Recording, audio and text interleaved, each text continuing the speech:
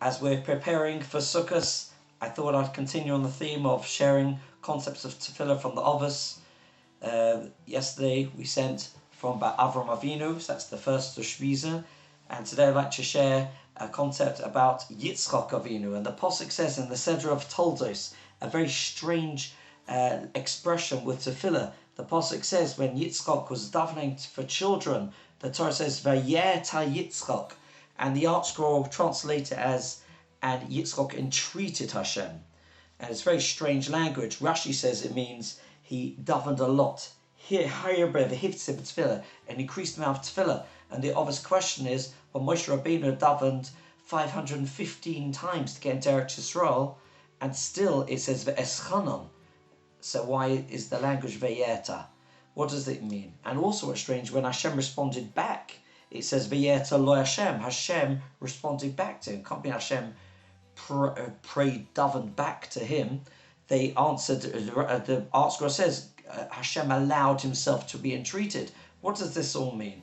So the answer is in the Midrash and the Zohar. They both say that this language of Vayetar or means Vayachtor, because the letters ayin changes with the letter ches. So instead of being Vayeta Vov Yud Ayin Tes Reish, it's Vayachtor with a ches, which means to dig out.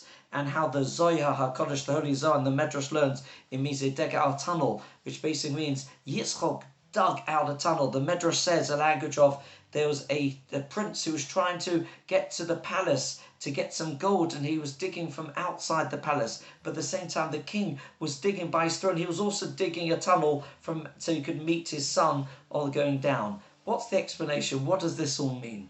And then the Siva Sholem explains a beautiful idea. It says sometimes a person davens, but he feels like there's a brick wall in front of him. Sometimes it could be a tefillah is not going through because of various pagomim, various averas, or for whatever reason there's various judgments, midas hadin going on, and there's sometimes can be even be a mechitza shel barzel, like an iron wall between a person, between a yid and a Kodesh Baruch Hu. But nevertheless, a Kodesh Baruch Hu always wants that every tefillah should reach him.